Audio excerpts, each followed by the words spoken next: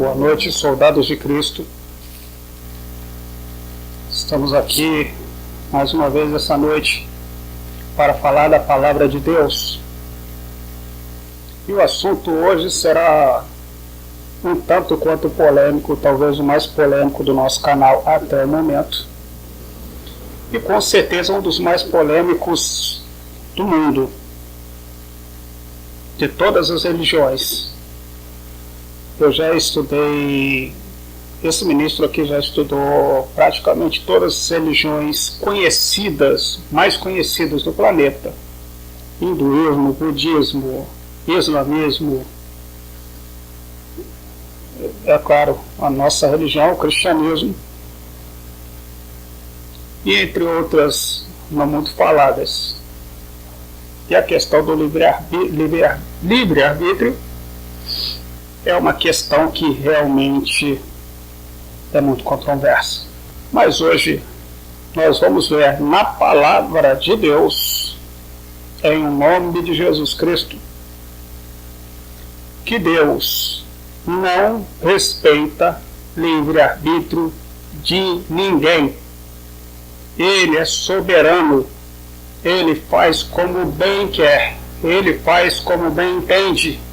Não há quem possa questioná-lo. Livre-arbítrio é uma palavra enganosa que a serpente, Satanás, na forma da serpente, sussurrou no ouvido de Eva para fazê-la cair. Ora, ele disse que ela conheceria do bem e do mal, portanto seria como Deus, que ela teria o livre-arbítrio, e isso a matou. Acho interessante questionar aqui as ideias das pessoas de que eles têm livre-arbítrio para fazer qualquer escolha, mas quando fazem uma cagada na vida que já não sabem mais como resolver, ou quando estão à beira da morte, por qualquer motivo, pedem socorro a Deus para interferir em suas causas.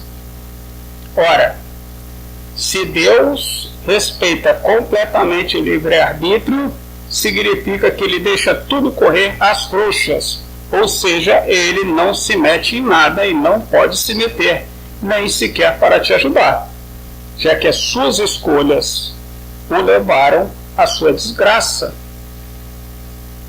E mesmo que ele tenha planos para você, planos especiais como ele teve para o apóstolo Paulo, ele não pode jamais te salvar, interferir na sua vida para a sua salvação ou para a sua condenação. Mas nós já vimos no estudo anterior a esse, chamado entregues à sua própria iniquidade, que Deus, sim, interfere, pois ele entrega o maligno, o homem maligno, às suas próprias perversões, seja tanto para o arrependimento quanto para a condenação. Vai depender da resposta de cada alma, de cada espírito, e da sua submissão à vontade de Deus.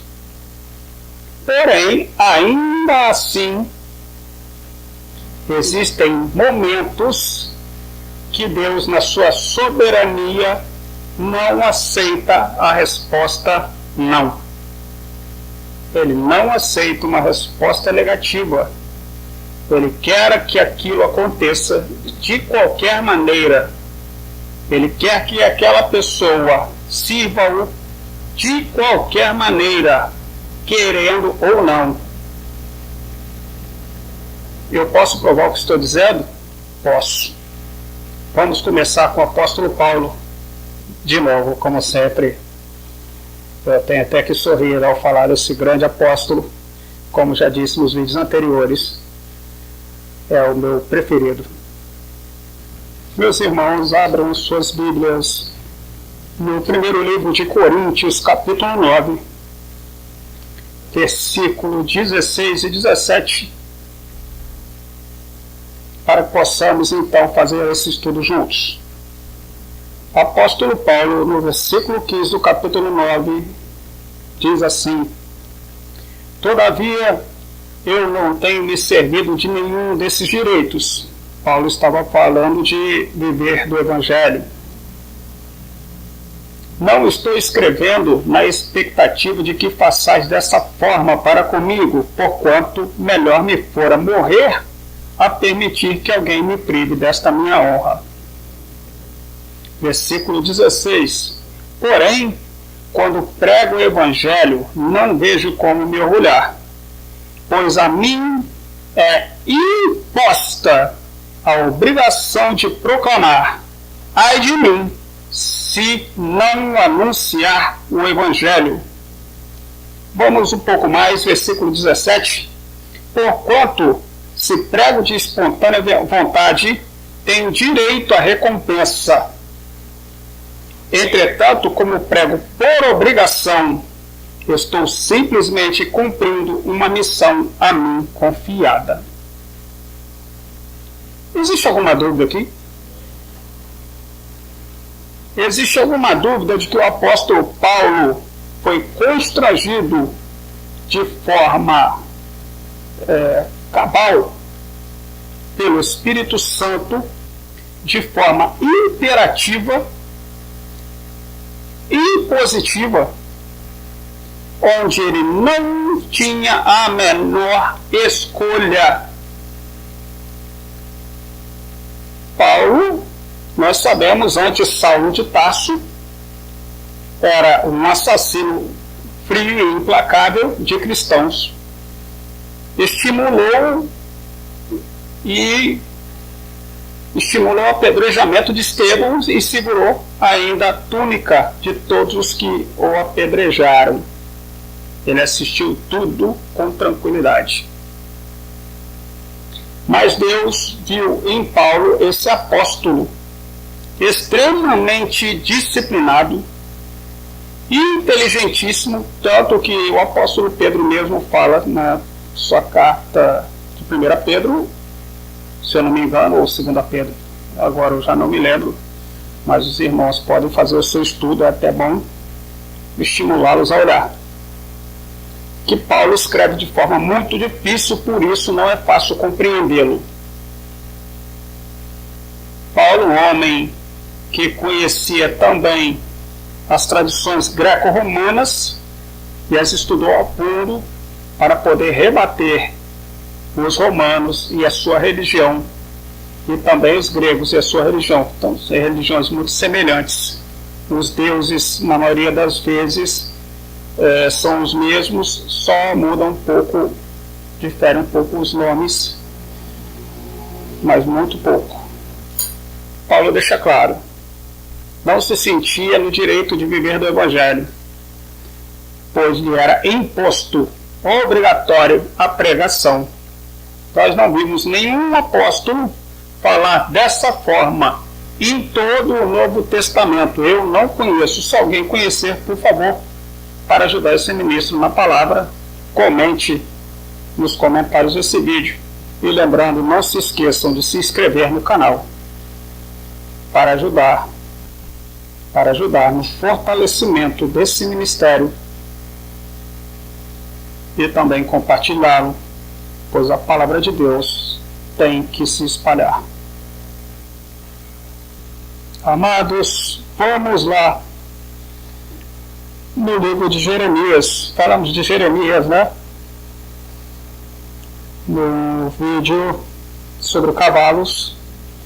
Vamos lá no livro de Jeremias, capítulo 1, versículo 4.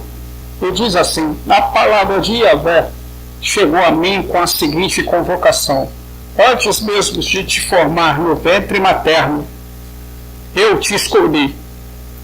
Antes que viesse ao mundo, eu te separei e te designei para a missão de profeta para as nações.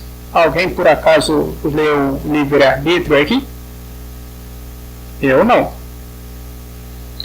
Continuando, versículo 6. Contudo eu redargui, diz o profeta. Ó eterno Yahvé, eis que eu não sei me expressar como convém, não passo de uma criança. Entretanto, o Senhor me orientou. Não alegues que és muito jovem. A todos a quem eu te enviar, irás. E tudo quanto eu te ordenar, falarás. Versículo 17, olha aqui. Esse missionário acabou de achar uma pérola. Mas tu prepara-te, cingirás os teus rins, levantar-te-ás e lhes pregarás tudo o que eu te ordenar. Não tenhas receio deles, para que eu não te faça ter medo deles. Se você é um medroso, Deus vai te entregar a covardia.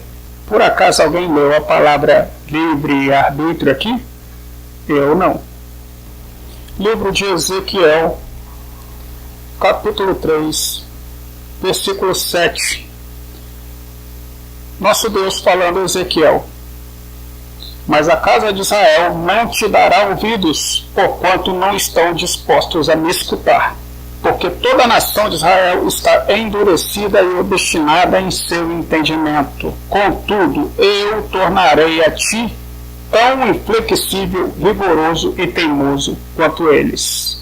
Alguém viu livre-arbítrio aqui? Para o profeta? Nós vimos que Deus permitiu que Israel se endurecesse. Sim, existe a vontade permissiva de Deus, existe.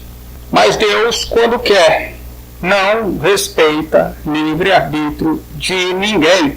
Uma pessoa não pode dizer que ela tem um completo livre-arbítrio. Deus faz ou permite que se... E para as questões que Deus decide interferir, ou para as vidas às quais Ele decide convocar, não há escolha.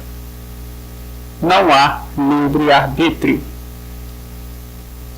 Isso está claro do que já falamos do apóstolo Paulo, de Ezequiel e Jeremias. Vamos ainda lá no livro de Juízes falar de Sansão. Novamente, Sansão, como falei no vídeo anterior. Juízes, capítulo 14, versos 1 ao 3. Ou melhor, versos 1 ao 4. Sansão desceu até a cidade de Timna, e ali contemplou uma moça filisteia, uma moça do império inimigo. Retornou para casa e solicitou a seu pai e sua mãe: reparei numa jovem entre as filhas dos filisteus, peço-vos que a tome por esposa para mim. No entanto, seu pai e sua mãe questionaram-lhe: não há mulheres entre as filhas dos teus parentes e no seio de todo o teu povo, para que vás procurar esposa entre os incircuncisos? Mas Sansão replicou a seu pai: consiga para mim. Sansão foi teimoso e duro. Te peço, é esta a jovem pela qual me apaixonei. Seu pai e sua mãe, entretanto, desconheciam que mesmo isso provinha da vontade do Senhor, a fim de providenciar ocasião contra os filisteus, porquanto naquela época eles subjugavam o povo de Israel.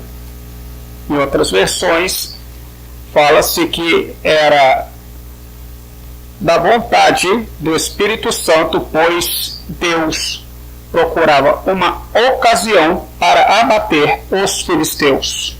Alguém viu livre-arbítrio aqui? Vamos voltar um pouco mais no tempo da nossa civilização, da nossa história bíblica. Vamos lá no profeta Jonas, história tão conhecida. Eu acho que foi a primeira história que eu aprendi quando criança, quando menino. Essa história pitoresca e muito interessante do profeta Jonas, e que ficou marcado, talvez não só na minha memória, mas de muitos dos irmãos que estão escutando e vendo esse vídeo hoje. O profeta Jonas, todos sabemos, muitos sabem, foi mandado em Jonas 1, no livro de Jonas 1, nós vemos isso. foi mandado por Deus a Nínive, uma cidade desobediente e imoral. Jonas foi mandado a Nínive para convencer aquela cidade, para tentar convertê-la. Pois Deus diz o seguinte: vai a Nínive e prega contra ela, porque a sua malignidade subiu até a minha presença. Ora, nós sabemos que quando Jeová Deus quer destruir, ele não vai lá e manda um profeta pregar para que a cidade se arrependa, ele vai e destrói logo. Então ele pediu que Jonas fosse a Nínive. Contudo, Jonas, desobediente, resolveu fugir e subir num barco e ir para outra direção. Mas sobre esse barco se abateu uma grande tempestade e os marinheiros chegaram à conclusão de que o culpado era Jonas, e Deus tinha colocado Jonas para dormir no meio da tempestade. Tanto que eles perguntam no versículo 16, o capitão dirige-se a Jonas e diz: como consegue ficar dormindo numa hora dessa? No versículo 7, então os marinheiros chegaram à conclusão entre si: vinde e lancemos sorte para saber quem é o responsável por essa desgraça que se abateu sobre nós. E de fato jogaram a sorte, e a sorte caiu sobre Jonas. Imediatamente lhe perguntaram: declara-nos, pois, neste momento, por culpa de quem nos sobreveio essa tragédia? Quem és tu e qual a tua ocupação? De onde vens e qual a tua terra? A que povo pertences tu? E Jonas passou a responder-lhes: eu sou hebreu e temo a Yahvé, o Elohim, o Deus dos céus, que fez o mar e a terra. Então aqueles homens, tomados de pânico, horrorizados, lhe repreenderam: que é isto que fizeste? Porquanto os homens sabiam que ele fugia do Senhor, pois ele já lhes havia contado tudo. Então, considerado, irmãos, que o mar já estava cada vez mais revolto e o perigo de naufrágio era eminente, os marinheiros lhe inquiriram sobre o que deviam fazer com Jonas, para pedir acalmar o mar. O próprio Jonas disse: lançai-me ao mar. Os homens se esforçavam ao máximo, não quiseram inicialmente jogá-lo ao mar, mas se esforçaram ao máximo por remar contra a maré sem qualquer sucesso, obviamente, e por fim acabaram jogando Jonas ao mar. Jonas, nós sabemos que foi parar na barriga de um peixe engolido e ficou lá durante 3 dias e 3 noites, até que se arrependesse e o peixe, o Senhor, o fizesse com que o peixe o vomitasse. Então Jonas entendeu que deveria ir a Nínive, obedecer ao Senhor e lá pregar a palavra para a salvação ou condenação daquela cidade. Entretanto, nós vemos que não houve, Jonas a princípio teve o livre arbítrio de não obedecer, fugir. Mas esse livre arbítrio não prosperou, porque quando nosso Deus Yahvé quer, não existe livre arbítrio. O nosso livre-arbítrio, o livro de Jonas acaba de mostrar definitivamente que nós podemos fugir da vontade de Deus, podemos escolher determinado caminho, podemos fazer muitas coisas neste mundo. Entretanto, quando Deus determina algo, não existe mais livre-arbítrio. Se Ele determinou que o casamento é único. Se ele diz na carta do apóstolo Paulo que o homem e a mulher têm condições de santificar seu marido e sua esposa, é o que acontece. Não interessa se a pessoa que saiu tem escolhas de se casar de novo, tem o livre-arbítrio de fazer filhos no segundo casamento, com o amante. Deus determinou que o casamento é um só. E nesse caso, como em muitos outros casos, Deus não respeita livre-arbítrio de ninguém. Ele faz o que é soberano. Você quer uma garantia de que Deus te restaura e que restaura o casamento? Está nesse estudo de hoje, principalmente agora no livro de Jonas. Jonas teve condições, Deus permitiu que Jonas fugisse. Deus vai permitir que seu marido e sua esposa fuja para lá, fuja para cá, que se relacione com várias pessoas. Mas diante da santificação do cônjuge, não há escolha. Deus vai jogar o outro cônjuge no deserto, o pecador no deserto, e esse pecador não encontrará outro caminho, não encontrará mais ninguém que possa ajudá-lo. Então voltará para sua casa. Esse ministro está inventando, falando coisas da sua cabeça, colocando mentiras. Livro de Daniel, capítulo 4, versículo 25, onde Deus usa Daniel para explicar o sonho que Deus deu a Nabucodonosor. Vamos ler. Tu serás expulso do convívio com os seres humanos e viverá com os animais silvestres. Comerás capim como o boi e serás molhado pelo orvalho do céu. Passarão 7 períodos de tempo até que admitas que o Altíssimo domina sobre os reinos de todos os homens e os dá a quem quer e quando deseja. Alguém viu livre-arbítrio aqui? Deus disse que faz como quer e como bem entende, dá a quem quer e como deseja. Quer reclamar? Quer contestar? Reclame com Deus. Questione Ele. Diga a Ele que você tem o livre-arbítrio de fornicar, de se prostituir, de adulterar, de ver pornografia, de ir em festas do mundo, de cultuar deuses pagãos. Diga a Ele. Você tem o livre-arbítrio. Você só não sabe até onde Ele vai deixar esse livre-arbítrio, pretenso livre-arbítrio, perseverar. Essa que é a verdade.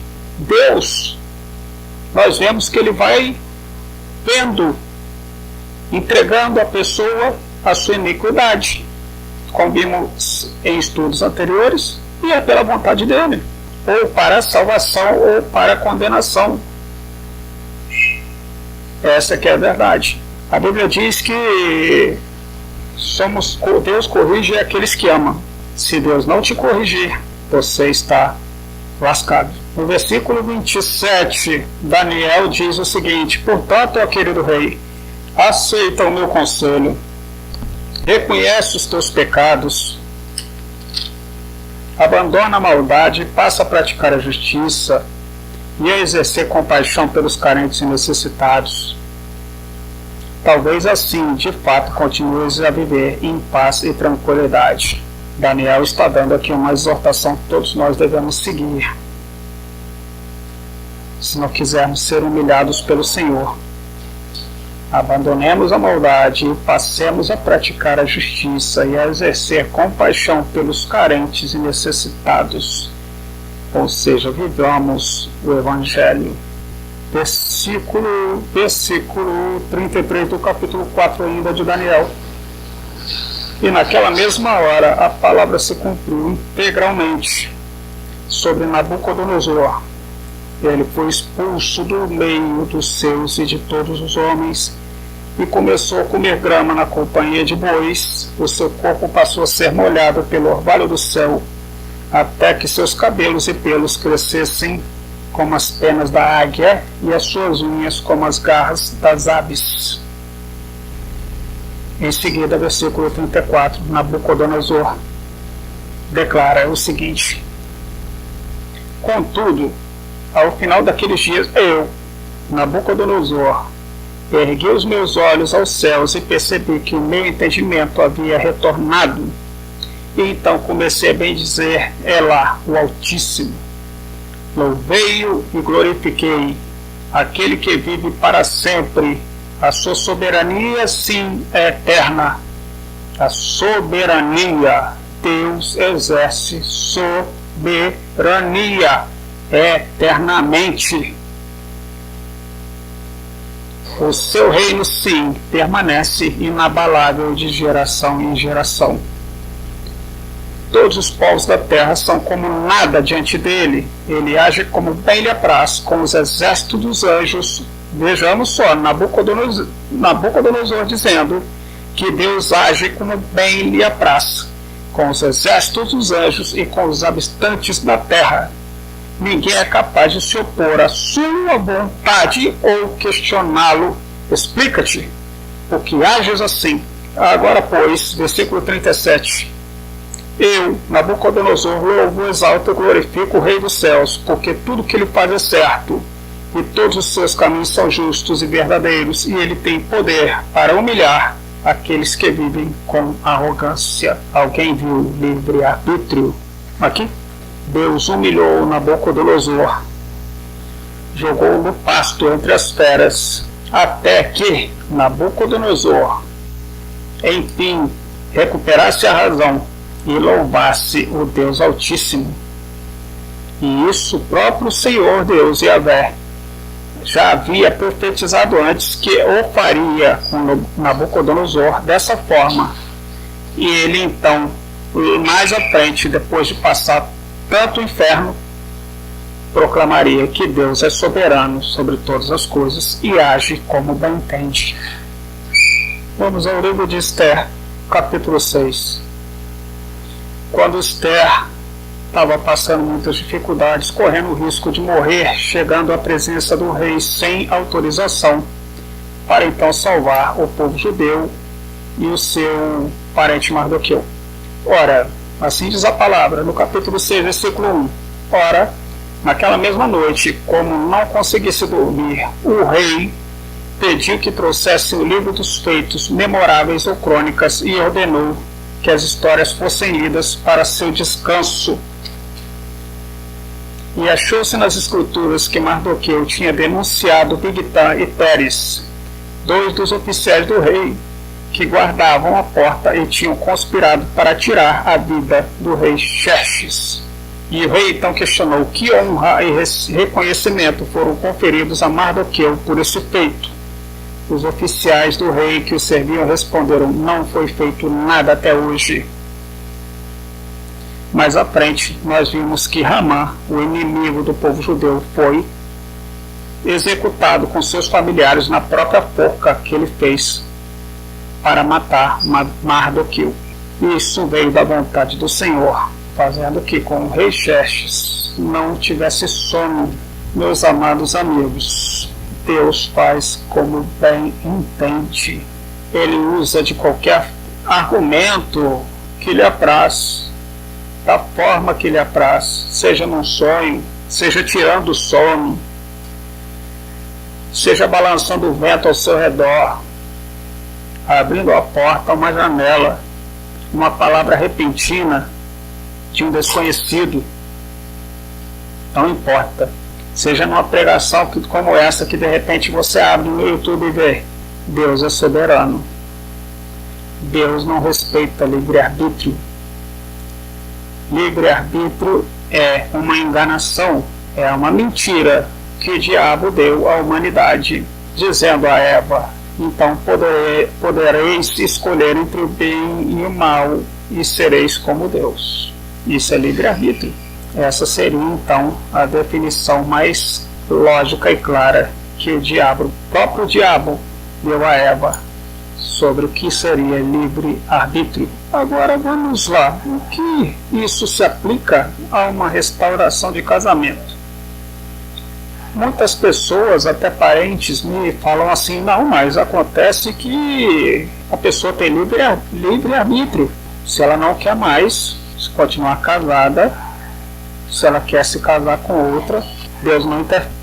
Dizendo que Deus não interfere, que não há possibilidade de retorno, de restauração, pois a pessoa escolheu viver com outra no segundo, no terceiro casamento, ou aquele outro determinado parente resolveu se afundar nas drogas, ele não tem jeito, é incurável, assim como o apóstolo Paulo também não tinha jeito, né? Não tinha jeito não, era assassino, implacável, perseguidor impiedoso, né? Assim como Nabucodonosor, também não tinha jeito. Era arrogante, soberbo, orgulhoso. Vamos falar sobre no que isso se aplica a uma restauração de casamento. Nós vemos no livro de Oséias que Deus manda o profeta se casar com a mulher adúltera e prostituta e ter filhos com ela, a mulher chamada Gomer. Interessante que nós sabemos que a Gomer é o simbolismo, né, do adultério espiritual da nação de Israel, uma nação prostituída, adúltera, marcada por dureza de coração, soberba e arrogância. Mas nós vamos ver o que acontece com Gomer, no final dessa história. Capítulo 3, onde Oséias se reconcilia com sua esposa. Então Yahvé me ordenou, disse o profeta Oséias, vai outra vez até a tua mulher e trata-a com amor, ainda que ela seja amada por outro e viva em adultério. Meus amigos, Gomer era amada por outro homem e estava em adultério com esse homem. A palavra aqui deixa isso claro. Se alguém tiver alguma ideia diferente, por favor, coloque nos comentários. Este ministro aqui vai adorar aprender. Que seja uma ideia com razoabilidade. Ok? Vai outra vez até a tua mulher e trata com amor, ainda que ela seja amada por outro e viva em adultério. Teu marido, tua esposa está em adultério? Está apaixonado? Está apaixonada? Os casais ou pombinhos adúlteros estão se amando? Veja o que Deus faz. Ama a tua esposa como Yahvé ama o povo de Israel, apesar de eles cultuarem os outros deuses e de amarem os bolos sagrados de uvas passas. Para Deus não existe divórcio. Deus nunca se divorciou do seu povo, ainda que fosse uma nação adúltera e prostituída. E ele mostra isso claramente na história de Oséias e Gomer, e ordena que por mais que você esteja amargurado, enraivecido, e que, como nós já vimos em estudos anteriores, Deus castiga o adúltero entregando-o à sua própria iniquidade. Pois sim, a pessoa tem o livre-arbítrio de escolher adulterar, mas nós vimos que só vai até onde Deus quer, até onde Deus permite, e que Deus não respeita livre-arbítrio de ninguém.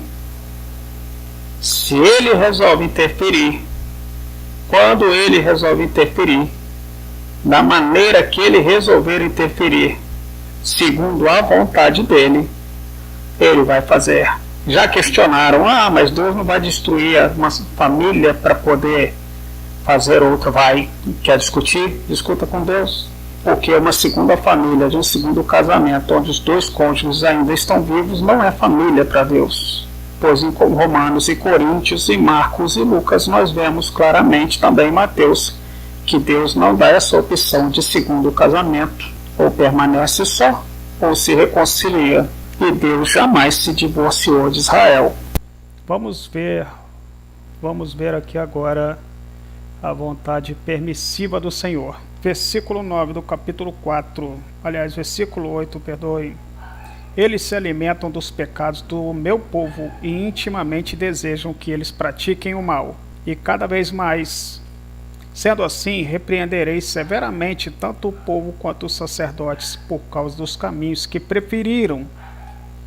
E lhes retribuirei de acordo com todas as suas atitudes. Comerão, mas não se satisfarão.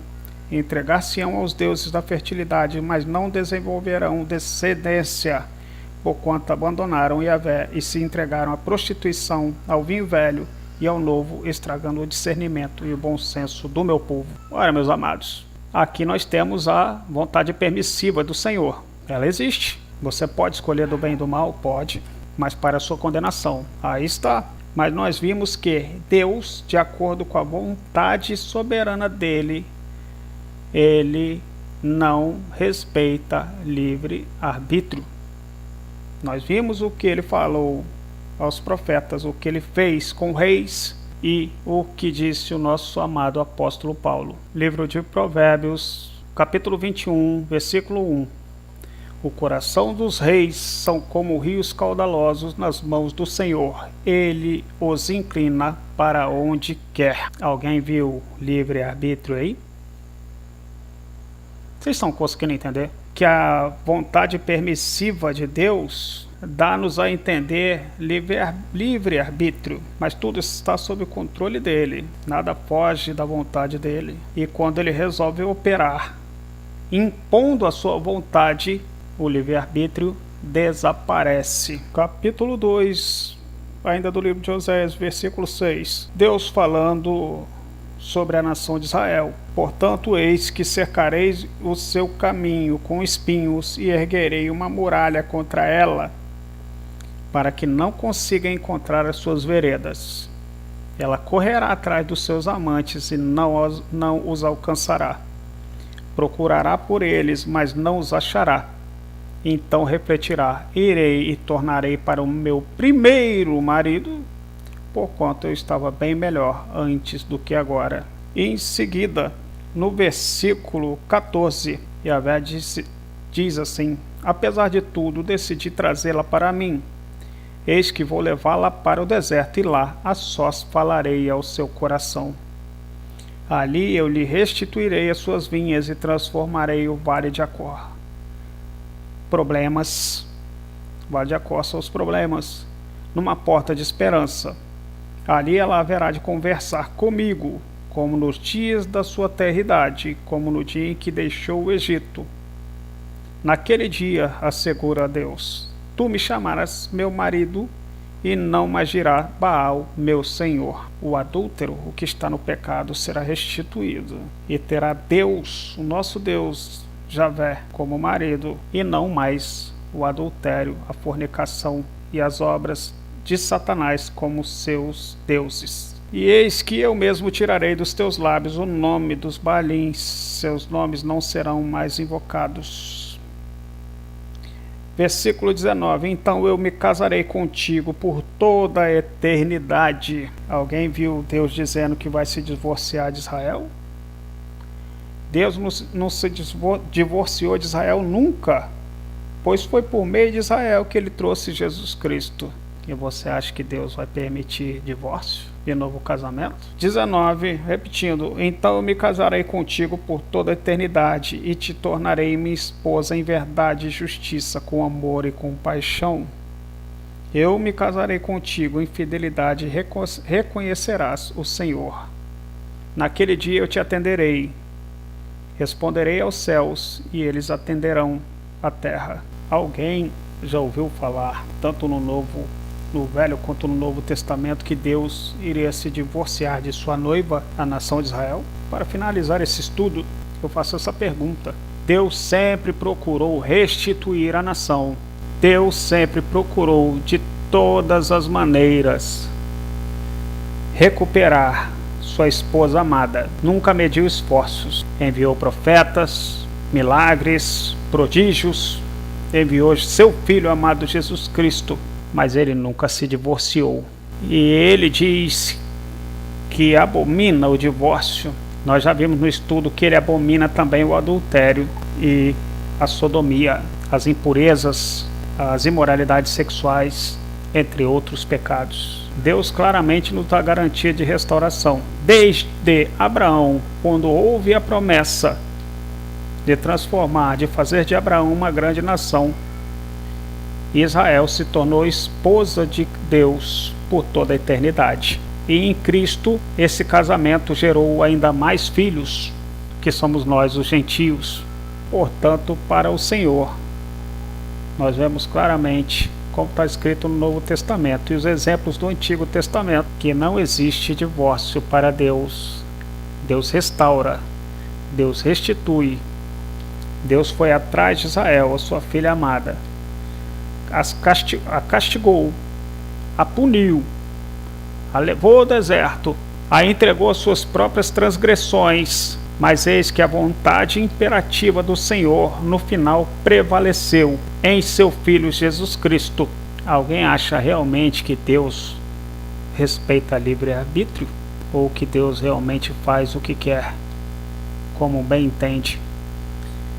Nós vimos que o general Naamã, aquele que foi curado através do profeta Elias, foi mandado mergulhar 7 vezes no Jordão.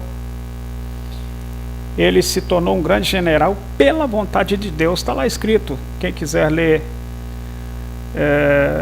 se eu não me engano, no livro de 1 Reis, a história do profeta Naamã, do general Naamã, o leproso. Ele se tornou um grande general pela vontade de Deus. Está lá, está escrito. Então Deus usa quem bem quiser, do jeito que quiser. Ele restaura, ele não divorcia. Ele não se divorcia de nós, não se divorcia da sua noiva, a igreja.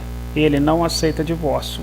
Ele nunca aceitou adultério, nem dos casais e nem da sua nação, do seu povo escolhido. Você quer garantias que há restauração? Então vamos lá. Pois está escrito: largará o seu pai e sua mãe, e se unirá a sua mulher, e os dois se tornarão uma só carne. Eu vou juntar essa passagem, a passagem do primeiro livro de Coríntios, capítulo 7, versículo 13. Da mesma forma, se uma mulher tem marido incrédulo, mas este consente em viver com ela, não se separe dele. Porquanto o marido descrente é santificado por causa da esposa cristã. Já no versículo 14. E a esposa incrédula é santificada por causa do marido crente. Se assim não fosse, seus filhos seriam impuros, mas agora são santificados. Meus amados, o nome dado a dois versículos, o 13 e o 14 do 1 Coríntios capítulo 7, é uma só carne. Você quer uma definição do que é uma só carne? Está definido no versículos 13 e 14 do capítulo 7 de 1 Coríntios. Se você se santifica, é impossível que a força do Espírito Santo de Deus, o Espírito Santo restaurador de ossos secos, não atinja o seu marido. É o que está escrito na palavra de Deus. A definição do que é uma só carne está aí nos versículos 13 e 14 do primeiro livro de Coríntios, capítulo 7. Que é garantia de restauração? Está na Bíblia. Jesus não mente. Não se esqueçam de abençoar o nosso canal, muito claro, se inscrevendo, curtindo, que Deus não respeita livre-arbítrio, dando seu comentário, sugestão, faz como bem entende para o crescimento. Algumas pessoas dizem assim, mas se for assim, vai nos ajudar, Deus tem que levar todos para o paraíso. Mais não tem não.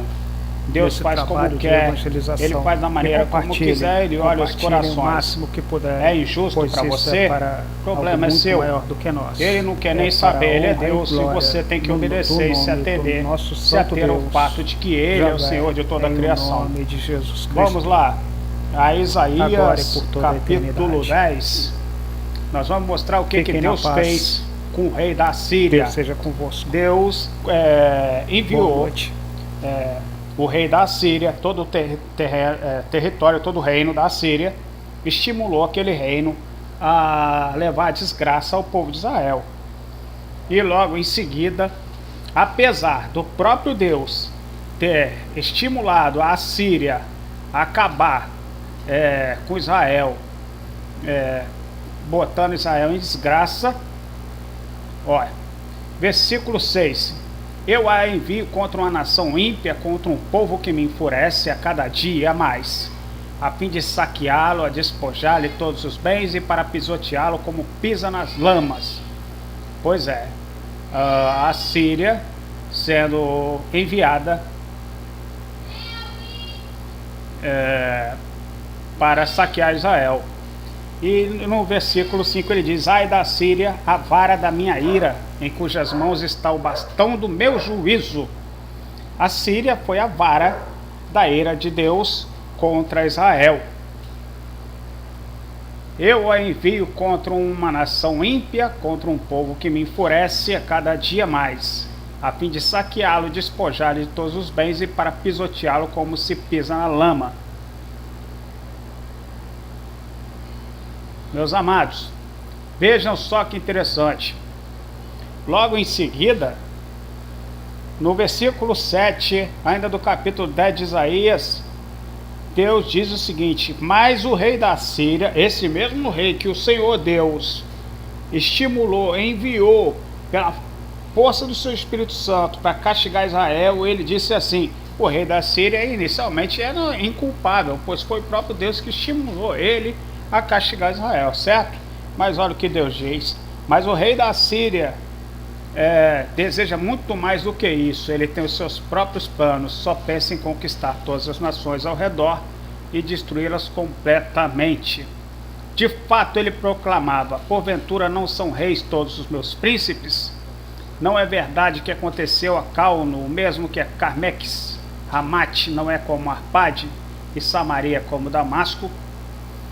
Bom, mais à frente, no versículo 12, diz o seguinte: pois bem, quando o Eterno concluir toda a sua obra no monte Sião e em Jerusalém, ele exclamará: eis que castigarei o rei da Síria, por causa da sua arrogância teimosa, do seu coração orgulhoso e da maneira como vê tudo com altivez, porquanto ele diz com soberba: com o poder do meu braço eu o fiz e com a minha inteligência, porquanto eu tenho sabedoria. Removi os limites das nações, despojei suas riquezas, como um invencível subjuguei seus poderosos. Impressionante. O próprio Deus, que estimulou a Síria a espancar o reino de Israel, agora vai castigar o rei assírio logo em seguida. Você acha justo? Não? O problema é seu. Deus faz o que quer. O juízo é dele. Ele é o Senhor de todas as coisas. Não venha me dizer que existe livre-arbítrio completo. Não existe. Você acha que por isso o rei da Síria vai para o céu? Não, não, não. Só quem pode dizer isso é o Senhor Deus. Existem aqueles que estão realmente separados para a condenação? Sim, existem. Nós vamos ver logo à frente. Isaías capítulo 6, versículo 10. Embota o coração desse povo, torna esta gente incapaz de escutar os seus ouvidos, tapa-lhe os olhos, que essas pessoas não enxerguem com os olhos, não consigam ouvir mediante os ouvidos e não possam entender com o coração, a fim de que não receba a conversão e se tornem sãos. Deus pode mexer no livre-arbítrio tanto para te salvar como para te condenar, meu querido. Ele pode decidir que você não tem mais chance de escolha para o bem. Ele pode decidir assim: olha só, esse aí eu não quero mais. Ele não tem mais opção de escolher o lado bom, de se converter. Eu não dou a ele mais essa oportunidade. E aí, o que você vai dizer diante do Senhor? Que ele é injusto? Vai lá reclamar com ele. Deus faz o que quer. Ele não respeita livre-arbítrio de ninguém. Ele é soberano. Se fosse assim, ele não poderia interferir para te ajudar em nada. Existem os escolhidos? Sim, existem. A Bíblia é clara. Aqueles que são escolhidos desde o princípio. Desde o princípio. Segundo a Tessalonicenses capítulo 2, versículo 13. Todavia, irmãos amados do Senhor, devemos sempre dar graças a Deus por vós, pois Ele vos escolheu desde o princípio para a salvação, pela santificação feita pelo Espírito e pela fé na verdade. E para isso vos convocou, por meio do Evangelho que vos anunciamos, para alcançardes a glória de nosso Senhor Jesus Cristo. Sendo assim, irmãos, permanecei firmes e conservar as tradições que foram ensinadas, tanto de viva voz quanto por meio de nossas cartas. Antes, no versículo 8, aliás, no versículo 6, desse mesmo capítulo 2, há assim escrito: no entanto, vós sabeis o que está detendo neste momento, para que ele seja manifestado no devido tempo. Na realidade, o ministério da iniquidade já está em ação. restando tão somente que seja afastado aquele que agora o detém. Então será plenamente revelado o perverso, a quem o Senhor Jesus matará com o sopro de sua boca e destruirá pela gloriosa manifestação da sua vinda. Ora, o aparecimento desse anticristo é de acordo com a ação de Satanás, com todo o poder, com sinais e com maravilhas ilusórias, e com todas as artimanhas e enganos provenientes da injustiça para os que estão perecendo, porquanto rejeitaram o amor à verdade que os poderia salvar.